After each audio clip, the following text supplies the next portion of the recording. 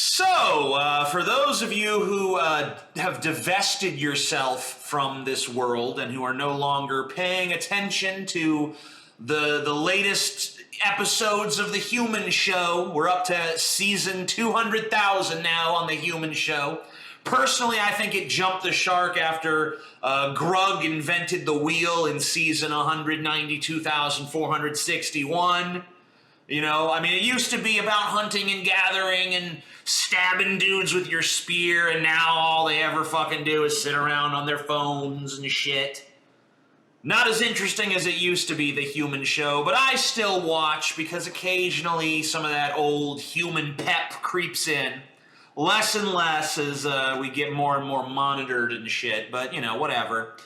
Anyway, interesting new developments on The Human Show. North Korea, that plucky little peninsula nation ruled by that fat toddler with a bad haircut, Kim Jong-un. They've been having some fun lately. Oh yeah, we having some fun now. You know, I remember a few months back, I said, hey guys, North Korea is trying to develop ICBMs, that's intercontinental ballistic missiles, and everyone told me, TJ, you naive simpleton, you moron. You're buying into propaganda. All of the North Korean missile tests up till now have failed, TJ. They've all failed, and from that we can extrapolate that they will continue to fail until the end of time. And I said, well guys, that's kind of stupid to think that. I mean, oftentimes, success is preceded by a litany of failures. We all know Thomas Edison tried 1,000 things to invent the light bulb. Or at least whatever fucking schmuck Thomas Edison stole the light bulb from, because we all know how he was at this point. Tried 1,000 things before he succeeded and Thomas Edison stole it from him. You know, so, I mean, saying, oh, it keeps failing, that means it's always gonna fail. That's so fucking stupid, so fucking wrong. But, that's what they all said to me when I said, hey, North Korea is working on an ICBM. They said, they'll never do it. And then, just a few months back, they did it. And I said, hey guys, you know that thing you said was never gonna happen? Well, it just fucking happened. What now? And they said, don't worry, TJ. Don't fucking worry, because guess what? They'll never, ever, ever figure out how to get a nuclear warhead on one of those things. Never. Well, the news broke yesterday. They figured it out. So now, not only does North Korea have ICBMs, they have nuclear ICBMs capable of hitting the United States of America. Whoop-de-fucking-do. So North Korea, the country that's constantly threatening to attack everyone around them, including the United States of America, now has a nuclear missile capable of hitting America. The moral of this story is that I'm always right and everyone who questions me is a fucking moron. No, okay, I'm not always right, just 99.999999999% of the fucking time. The other moral of the story, I guess, is holy shit, this is bad. But I guess that's really not so much a moral, just an observation of the position we find ourselves in at this point. The only thing that could possibly make this situation worse is if our president was an inept retard with no diplomacy skills whatsoever. North Korea best not make any more threats to the United States. They will be met with fire and fury like the world has never seen. The AP now reporting that the North Korean regime is calling President Trump's words a load of nonsense, saying they will complete their plan to, quote, attack waters near Guam by mid-August. Oh, right. Trump, I forgot. So how is the U.S. supposed to deal with this? We have a fat dictator with a nuclear arsenal at his disposal, and not enough brains to realize that actually using it would be suicide. And if you don't know who I'm talking about between Trump and Kim Jong-un, that's kind of part of the problem. You know? I could be talking about either one of them. And in fact, I guess I'm talking about both of them. We have two petulant children with low IQs and high self-images who both have nuclear weapons at their disposal and who both seem stupid enough to fucking use them. That's not a good situation to be in. But honestly, I gotta be real here. I mean, the Cuban Missile Crisis. The Cuban Missile Crisis. We were at the brink of nuclear war. Not even nuclear war, really. Just nuclear annihilation. Just, we destroy Russia, Russia destroys us, nobody wins. The Earth just turns into a fucking sad face emoji. And that's it. That's pretty much like, okay. And that's how this whole humanity thing sort of wrapped up. Sort of wound down from that point. We were almost there, and we had Kennedy in office, and the Russians had leaders that weren't as stupid as Kim Jong-un, and the Cubans had leaders that weren't as stupid as Kim Jong-un. So basically, the Earth was brought to the brink of nuclear annihilation by leadership much better than the leadership we have now. That's a pretty fucking scary thought. And you know, I talked to my brother Scotty about this last night. I told him, you know, Kim Jong-un has nuclear ICBMs now. And Scotty's just like, yeah, but he'd never use them because he'd be destroyed if he did.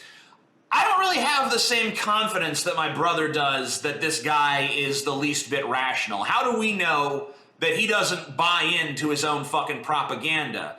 Plenty of leaders before him have rushed headlong into disasters that they should have seen coming, but they were blinded by a belief in their own invincibility.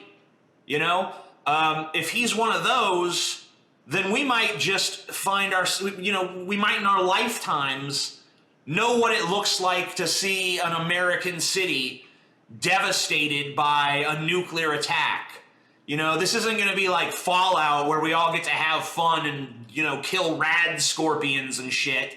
This is just a whole bunch of people die, and then a whole bunch of people on the periphery of the instant death zone just die slow, horrible deaths from radiation poisoning or severe burns or debris fucking hitting them in the fucking head.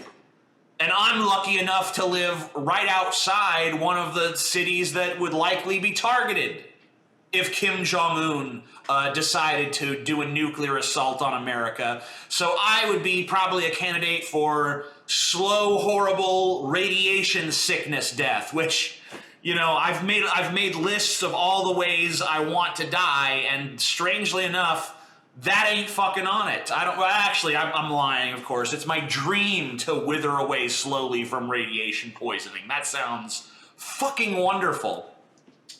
And I'm sure America's vengeance, if North Korea did something like that, would be swift. But that's going to be a cold comfort for the thousands, maybe tens of thousands, maybe even hundreds of thousands who die in the assault, and the other thousands or tens of thousands or whatever that get radiation sickness and die slowly. You know, I just don't get why this isn't being taken more seriously by people. I mean, I kind of understand why it's not, because at this point, who really even gives a fuck about this species? But I mean, just from the point of view of my own rational self-interest, I don't want this to happen. Because either I die, or I get sick, or even if I'm well away from the blast zone or whatever, this country is going to turn into a fucking police state shithole, even worse than it already is. So you either die in the attack, or you live on to basically see the U.S. just drop any pretense of freedom and turn into an outright fascistic shithole country where you have no freedom. So no good comes of that. And you could say it's unlikely that we would be attacked, and I agree, it is unlikely. But even the fact that it's possible, and the fact that we have a country that has the capability of doing this, that is actively threatening to do it, that's an intolerable state of fucking affairs. Living under that sword of Damocles is not something that the American people should be expected to do again. We already did it during the Cold War, which that still threatens to come back. We shouldn't have to do it again, especially not with a rogue state like North fucking Korea. So I'm actually going to admit that I'm a bit hawkish on this issue myself. My big problem with Trump coming out and saying, if they keep threatening us, it's going to be fire and fury and a display of power like you've never seen, like the world's never seen. My problem with that isn't that he said he was going to do it. My problem with that is that he doesn't just fucking do it. Because in my opinion, you don't fucking forewarn them. You don't say, all right, if you guys don't knock it off, we're going to fuck your shit up. No, if it comes to the point where you're threatening to fuck their shit up, you should just skip the threats and fuck their shit up. The time to attack North Korea really was years ago. We shouldn't have let them get to this point. We should never have stood idly by and let this regime advance its weapons program to the point where it was a legitimate threat to the United States of America. But we instead of actually dealing with the real problem of North Korea, we went and dealt with the fucking fake problem of Iraq. We went and dealt with the fake problem of Afghanistan, and all we did was create big fucking power vacuums in the Middle East that we're still trying to clean up the mess from to this day. We should never have wasted our time on that horse shit. We should have instead dealt with North Korea, which even back then, even when we were making the case like we need to go into Iraq because Saddam might have weapons of mass destruction, people even then said, if that's the argument, then maybe the bigger threat is North Korea. You know how I know people said that back then? Because I was fucking one of them. North Korea has always been a more serious threat. And everyone has always fucking treated it like a joke. And maybe in some ways it is a joke. It can't feed its people. It's crumbling from the inside. Yeah, you know what? That doesn't reassure me. That just makes me think, oh shit, that's even more dangerous. Because you know what? If you think Kim Jong-un is a crazy fuck now, imagine if his country was literally on the verge of collapse and he had nothing to fucking lose. That makes it even fucking scarier. That doesn't give me any warm feeling of, well, their country's a shithole on the verge of collapse. No, the fact that they're a shithole on the verge of collapse just makes me think, holy shit. They've got these nuclear ICBMs, and at some point, maybe Kim Jong-un says, what have I got to lose by using them?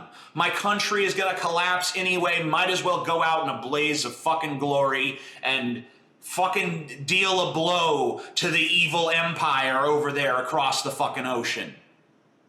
Now, I'm not a military expert by any stretch of the imagination, but hopefully our military has some sort of plan for dealing with this fucking problem. Because the American people, like I said, we can't tolerate a rogue nation like North Korea hanging these threats over our head. So here's what I say we do. And I admit, a lot of my liberal friends are not going to like this. I don't really even like this. But maybe it's time for Pyongyang to be a fucking smoking crater. Maybe it's time for all of these missile sites in North Korea to just be smoking fucking craters. Maybe it's time for us to just do one huge, decisive, insane show of military force and just wipe this fucking shithole off the map once and for all. And for those worried about a counterattack, you can't have a counterattack if there's no one left to fucking counterattack. Let's bomb every single fucking missile launch site that the DPRK has before they even have a chance to react. Before they even know it's happening, it should be done. Let's cripple this tiger with one blow, rather than letting it fucking stand outside our gates, licking its fucking chops and biding its time, waiting for the opportune moment to strike. Let's not give it the fucking chance, all right? Let's just cut its fucking legs off, cut its heads off. Heads, got multiple heads. Fucking hang that shit. You know, put its head on a fucking spike as a warning to anyone else who would try the same brand of bullshit that they're trying to pull now. You know, it should be just, I mean, like, look, if you got a bully that's fucking with you, you know, some guys will say, you need to fight, you need to confront your bully. You need to fucking go up to him and be like, I'm standing up for myself and we're going to put up your dukes. I've never been that kind of person. I've always been the kind of person that says, you know what, if this bully is fucking with me and I'm in a position where I'm no longer willing to tolerate it, then my solution is not, let's confront the bully head on. My solution is, sneak up behind the bully when he's not paying attention and bash him over the fucking head with something big and heavy. And, you know, maybe some people think that's cowardice, but to me, that's pragmatism. That's saying, if I'm going to use violence, I'm going to minimize my own risk. Because the only way I'm using violence is if that is absolutely the only option left for me. Because I'm going to try diplomacy, I'm going to try talking it out, I'm going to try being reasonable long before I ever resort to violence. So if I get to that point, fuck you. It's not going to be a fair fight. It's going to be me sneaking up on you when you least expect it and bashing you in the fucking head. And the same thing has to be done on an international level here. We have to sneak up behind North Korea, bash them in the fucking head, and piss on their fucking corpse. That's what we got to do, in my opinion. I think that's the pragmatic solution. Because violence, look, it's not anything that should ever be undertaken lightly, but when violence does become necessary, in my opinion, it should be executed with total brutality. It's like Mike from Breaking Bad said, no half measures. No half measures. When you decide to deal with a threat using violence, you use it effectively, you maximize its effectiveness, and you do it with minimal risk to yourself. So we've already missed, like I said, the ideal time to attack North Korea, and we're never going to get that back. But waiting longer is just going to make the situation worse. Even if we decide to wait for their country to collapse from within, like I said, that's just going to make Kim Jong-un more desperate. That's just going to give him less to lose by attacking us. I mean, the time to attack was 5 to 10 years ago. That was when we should have fucking attacked them. But since we missed that window, the time is now. And fuck what China thinks of it, by the way. China and the U.S. are financially interdependent on one another at this point, and China's not going to rock the fucking boat just to keep their little pet dictatorship alive, all right? Now, they might object to us using nukes near their country, and so would South Korea, which, you know, they're our allies. China's ostensibly our allies. We're not going to use nukes to accomplish this. One of the benefits of being the United States and having the United States military is you can cause nuclear-level devastation without actually using nuclear weapons. That's the power of our fucking military. That's the amount of missiles and ships and all this shit we have. But we don't need to do... And look, another thing. Just so you think, I don't want you guys to think I'm advocating another quagmire like Iraq and Afghanistan. What I'm talking about here is not occupation, no nation building, because you know what? We're not good at that shit.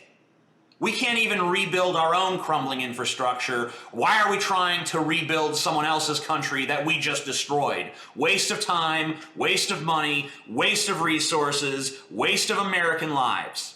What I'm talking about is, let's go in, fuck their shit up, and leave. Let the fucking South Koreans fiddle fuck with the mess. Let them go pick over the scraps.